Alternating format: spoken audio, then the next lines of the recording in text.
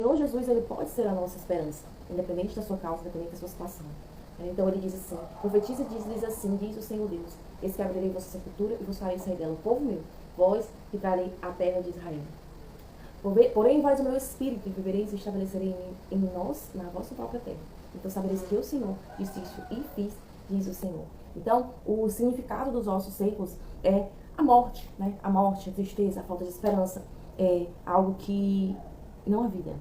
Mas também o significado de declamar é dizer, eu profetizo que vai ter vida. Eu profetizo que vai ter um novo sentido. Eu profetizo esperança. Né? Eu aceito essa esperança. Então, aqui não é só o fato dele falar, mas é o fato de Deus dizer, eu estou ordenando, eu estou com você. Muito bom, Alexandra Nascimento aqui, trabalhadora do reino. Seguinte com o nosso devocional diário. Tem uma luz bem aqui, não vou mexer, porque senão vai comprometer. Seja bem-vinda, precioso, preciosa, que sabe o seu valor, que sabe que foi conquistado com alto preço de cruz, sua vida foi conquistada com alto preço de cruz, né? Você que sabe que nós sempre fazemos as lives aqui, todos os dias, 7, 6, 4 ou 5, nosso novo horário. Pega teu papel, caneta, pega tua Bíblia, não se deixe influenciar pelo que te dizem, mas toma tu mesmo as tuas próprias conclusões. O Espírito Santo possa te dar clareza, te dar discernimento, te dar um olhar diferente, né? Um olhar diferente do que Deus quer para tua vida, tá? Então, vem comigo, a gente vai falar sobre o poder das palavras, a gente vai falar sobre como nós estamos utilizando a nossa palavra, a nossa boca, né? Consequências da forma de falar. O que mais? Vem comigo, vamos ler sobre Ezequiel. O livro de Ezequiel, ele conta a história de um homem que Deus o levou para, capítulo 37, profeta Ezequiel. Deus o levou para um cemitério. Deus o levou para um cemitério. Esse versículo, essa passagem, ela tem muitos contextos, mas o contexto que eu quero contar aqui é um contexto relacionado ao falar, relacionado ao que nós estamos dizendo para nós, o que nós estamos dizendo, remoendo, contando para nós a nossa mente, botando para nós sobre os nossos filhos, sobre os nossos parentes, sobre os nossos cônjuges, sobre o nosso trabalho, né? Será que nós não estamos colhendo aquilo que estamos declarando? Né? Então, Ezequiel 37, ele fala sobre esse momento que Deus fala até, Deus o leva, ele é levado ao meio vale, uma espécie de cemitério, cheio de ossos de pessoas que estavam totalmente secos. Né? Quando eram ossos de pessoas mortas, né? E demonstra que as pessoas haviam morrido há um bom tempo. A seguir, diz que Ezequiel profetizou e os ossos começaram a se mexer. Deus pergunta a Ezequiel, o que você vê? E Ezequiel diz, eu vejo ossos. Né? O que você vê? E aí Deus manda que profetize, que declare. Né? E aí, visivelmente, enquanto ele declama, né, que ele profetiza vida, os ossos voltam cada um ao seu lugar, cada um. E isso acontece de forma milagrosa. E um exército de vivos aparece de forma grandiosa. Isso acontece em Ezequiel 37:9. Né? O que pode significar esse vale de ossos secos, Alexandra? Esse vale de ossos secos pode ser minha vida, pode ser meu trabalho, pode ser um filho, pode ser um cônjuge que eu possa dizer assim, não acredito. Né? Eu não acredito, eu não tenho mais esperança sobre esse meu relacionamento. Né? E o fato dele profetizar, ele falou, os ossos secos eram todos, aqui ele fala que era toda a nação de Israel, e o Senhor diz, profetiza, né? Profetiza, declama, fala, recita a vida, né? Recita a vida. Os nossos ossos se secaram e pereceram a nossa esperança, estamos todos exterminados, né? Quando você vê falta vida, por quê? Porque faltou a esperança, né? E o Senhor Jesus, ele pode ser a nossa esperança, independente da sua causa, independente da sua situação. Então ele diz assim, profetiza e diz assim, diz o Senhor Deus, eis que abrirei vossa sepultura e vos farei sair dela, povo meu, vós que trarei a terra de Israel. Porém, vós o meu espírito, e vivereis e estabelecerei em nós, na vossa própria terra. Então sabereis que eu, Senhor, disse isso e fiz, diz o Senhor. Então, o significado dos ossos secos é a morte, né? A morte, a tristeza, a falta de esperança, é algo que não há vida. Mas também o significado de declamar é dizer, eu profetizo que vai ter vida. Eu profetizo que vai ter um novo sentido. Eu profetizo esperança. Né? Eu aceito essa esperança. Então, aqui não é só o fato dele falar, mas o fato de Deus dizer, eu estou ordenando, eu estou com você no que você está dizendo. E falando ainda sobre palavras, a gente vai ver, existem pessoas que se destroem, elas estão destruídas por causa das palavras que elas proferem para si e para os seus e para os outros. Eu tenho uma conhecida que ela falava tanto mal do esposo. O esposo era um maravilhoso, ela não precisava trabalhar. Ele fazia de um tudo na sua parte de cônjuge, né, de líder do seu lar. Não faltava nada para eles. E ela, sempre que ela tinha sempre que ela se irava, a gente vem aí ver a cultura familiar, sempre que ela se irava, ela reclamava desse homem, ela dizia que ele não prestava, ela dizia que ele era um mau marido, dizia que ele não supria o que ela precisava, dizia que na frente de todo mundo, às vezes no meio da rua, ela dizia, esse homem não presta. Isso foram anos.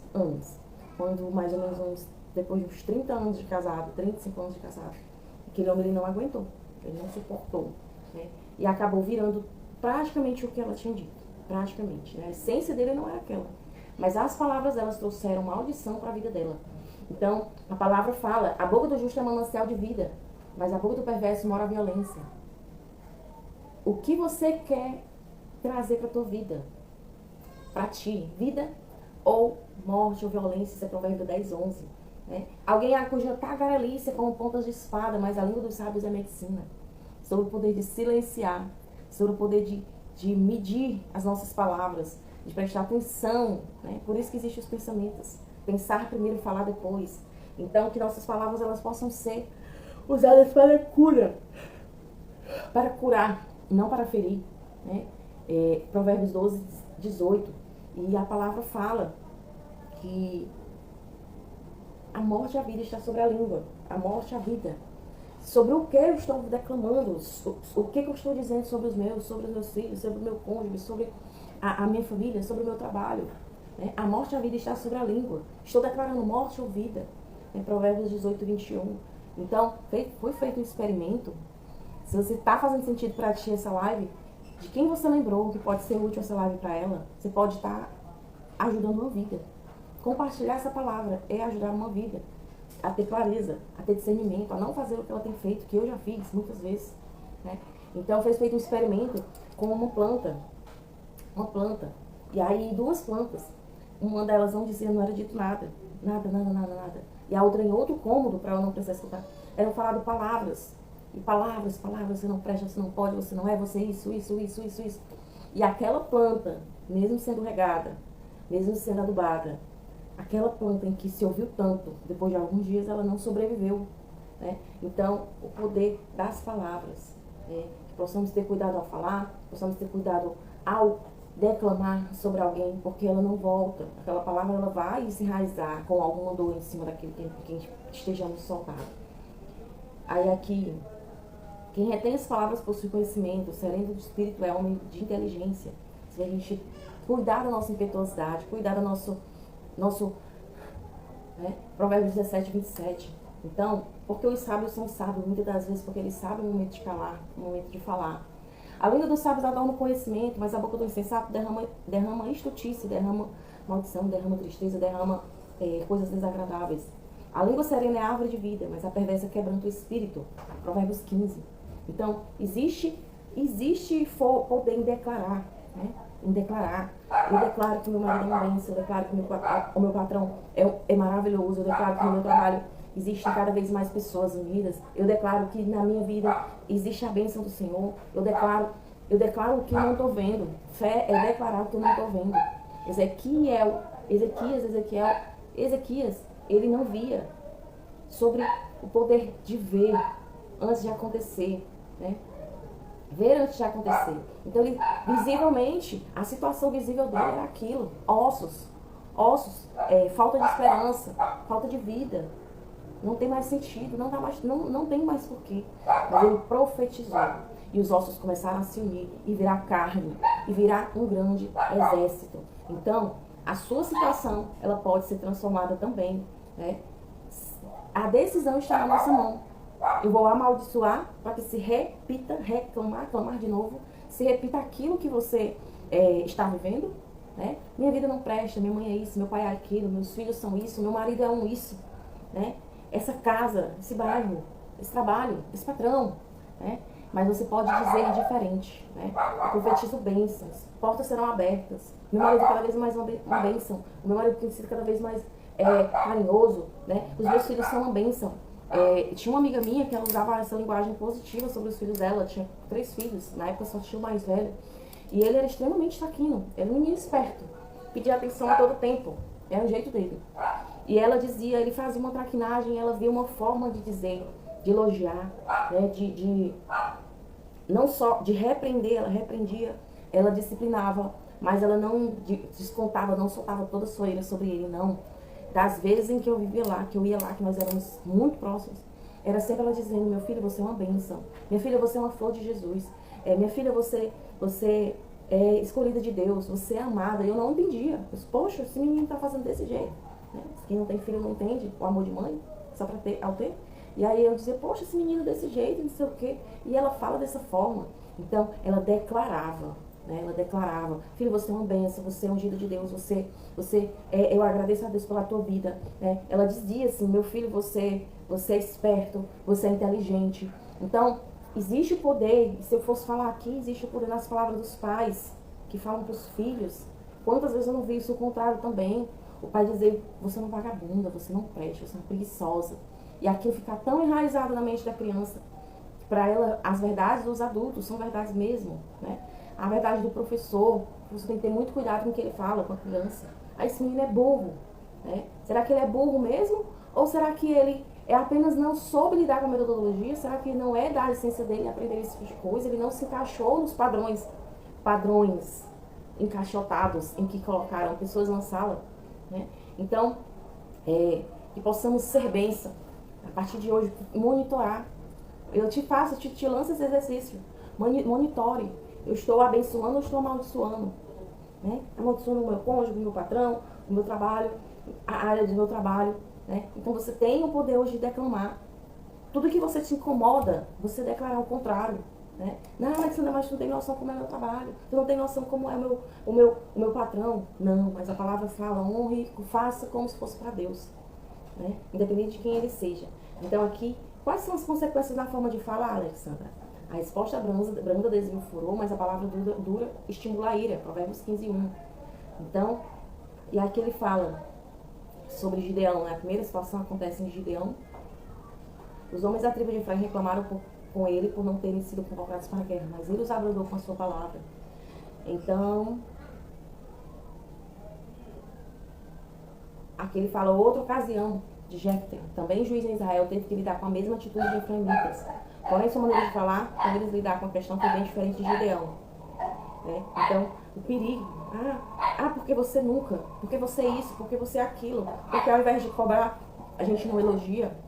Existe um exercício existe um exercício, quem já fez algum tipo de curso conjugal, algum tipo de curso em prol do relacionamento, existe um exercício em que você declama, e você declara aquilo que você quer que aconteça. Então você pode dizer assim, repita para você mesmo, o meu esposo é uma bênção, os meus filhos são uma bênção, né? Agradeço a Deus porque eles são isso, eles são tudo. Procurar, nem tudo é só defeito, nem tudo, né? Nem tudo é só defeito. A gente vai conseguir ver algo de bom naquilo, né? Então eu mesmo eu fiz esse exercício e fez diferença na minha vida. De, poxa, vou parar de ver só defeito, deixa eu ver as qualidades, deixa eu afirmar essas qualidades. E conforme eu fui afirmando essas qualidades para meu cônjuge, para meu esposo, ele foi tendo atitudes compatíveis com a que eu precisava que ele agisse, né? Sobre o toma lá da cá, sobre a vida ser um espelho. A vida é um espelho, né? Rebate, volta para mim aquilo em que eu estou trazendo. A quem honra, honra, né? Se eu sempre honro os outros, vai voltar para mim essa honra, né? Então, sobre o poder da plantação, plantar, colher, né? O que eu estou plantando? O que eu estou falando? Plantando com a minha língua. Então, toma o Marcos e traz-o comigo, porque me é útil para o ministério. Aí aqui ele fala sobre... Cadê? Juízes. Fala aqui sobre Jefté, né? Então os homens de Efraim se congregaram, passaram por Jafã, porque passaste a combater contra os amonitas. E aí eles disseram, não nos chamaste para irmos contigo, queimaremos o fogo da tua casa contigo. Eu e meu povo tivemos grande contenda. Vendo que eu em que não me livrarás, arrisquei minha vida. E aí, ao invés, o perigo, né, da língua, ao invés dele ter sido brando com as palavras, ele acabou trazendo para ele um inimigo, né? Então, a palavra de Provérbios fala muito sobre isso, sobre o risco da impetuosidade, sobre ser uma cidade que não tem domínio, né? Então, que a gente possa lembrar disso. As nossas palavras as nossas palavras terão consequências. O que você tem colhido hoje? O que você tem dito hoje? Né? Tem dito palavras de bênção, de vida, de abundância, de maravilhas, de esperança, né? Ou tem dito palavras de tristeza, de angústia, né? Mesmo naquela situação, a gente tem o poder de dizer, eu vou sair daqui, eu tenho esperança, eu tenho um Deus que me ajuda, o Senhor me dá as melhores ideias, né? Ou prefiro baixar a cabeça e dizer, poxa, não posso, não consigo, não sou, né? Então que a gente possa ativar a nossa fé, ativar nossas ações através da nossa língua, né? Que a nossa língua venha ser bênção e não maldição, não só para nós, não só para os nossos, né? Mas para todo o onde nós estivermos indo. Possamos ter um olhar bom, né? Um olhar bom. Tiver os nossos olhos, a palavra fala, se os nossos olhos forem ruins, todos os nossos olhos, todo o nosso ser verá trevas, né? Como é que está a nossa visão? Será que ela está turva? Será que ela está deturpada? Ou será que a gente está vendo só o negativo? Ou será que a gente está vendo esperança? Será que a gente está vendo o bom? Será que a gente está vendo, procurando ver o positivo na situação? Para assim a gente encontrar criatividade, encontrar formas de passar por esse processo sozinho, por esse processo diferente, tá bom? Então, fica aí esse exercício para você, né? Para quem você vai elogiar hoje? Quem você vai declarar vida hoje? Para quem? Para o quê você vai declarar vida hoje? Tá bom? Volta a dizer, se fez sentido para ti, deixa eu curtir. E quem você lembrou que precisa, porque essa palavra vai ser útil. Aquela pessoa, manda para aquela pessoa que reclamou, né? Só para terminar, eu tive uma experiência bem negativa. Lá em 2016, 2015, eu convivia com uma mulher em que o marido dela era tudo para ela, já é outra, tá? O marido dela era taxista, o marido dela não sabia nem quanto era 1 quilo de arroz. E ele dava conta de tudo, ele fazia as compras, era um marido maravilhoso mesmo, pelo que ela me dizia. E os filhos com saúde, saudáveis, vinham neto e tudo. E aí, todas as vezes em que eu saía no carro, nós trabalhávamos nos términos, toda vez que a gente saía no carro, essa mulher, ela falava, ela reclamava. Por que minha filha isso? Por que meus netos isso? Por que meu marido isso? Por que isso? Por que isso? Eu disse, meu Deus, por que essa pessoa está reclamando tanto? Né? Nessa época eu não sabia, não entendia, não tinha aprendido sobre o poder das palavras. Passou-se algum tempo, o marido dela foi diagnosticado com câncer. Uma dor da coluna se transformou num câncer. E esse homem, até hoje, ele está acamado, né, com paraplégico. E ela precisou, inclusive, de ajuda da turma para poder sanar ela precisou parar de trabalhar para cuidar dele, ele precisou parar de trabalhar porque não tinha condições. E fizemos tudo uma vaquinha para poder ajudar eles. Então, o que eu quero ensinar com isso? Cuide em abençoar enquanto você não vê, né? Cuide em valorizar enquanto você ainda tem. Que você não faça como ela, que só perceba a perca, perceba o valor depois que você perder, né? Perder no emocional, perder no físico. Então, que a gente não possa... Eu peguei essa lição muito grande para mim, muito grande, né? E acredito que ela tenha se transformado numa mulher melhor, numa pessoa melhor depois de tudo isso, né? Passando essa prova aí com o esposo. Então, que possamos lembrar do que temos, ver o nosso olhar. Se o nosso olhar é mau, todo o resto vai ser ruim, tudo vai ser negativo. Mas se o nosso olhar for bom, a gente vai ver, não, isso aqui é bênção, isso aqui eu posso converter em bênção. Não, tudo coopera para o bem daqueles que amam a Deus, né? Tudo vai cooperar, isso aqui vai cooperar para o meu melhor. Eu sei o que é o melhor para a minha vida. Então, sobre tirar o mimimi, tirar o vitimismo, né? Trazer a responsabilidade para nós do que nos compete e profetizar, declamar vida. Que a sua boca jorre vida, alegria, e não tristeza, angústia, porque ela tem poder, tá bom? Fez sentido pra ti? Não esquece de curtir. Deixa aqui embaixo qual parte mais fez sentido pra ti, nos nossos comentários. E até a próxima. Até.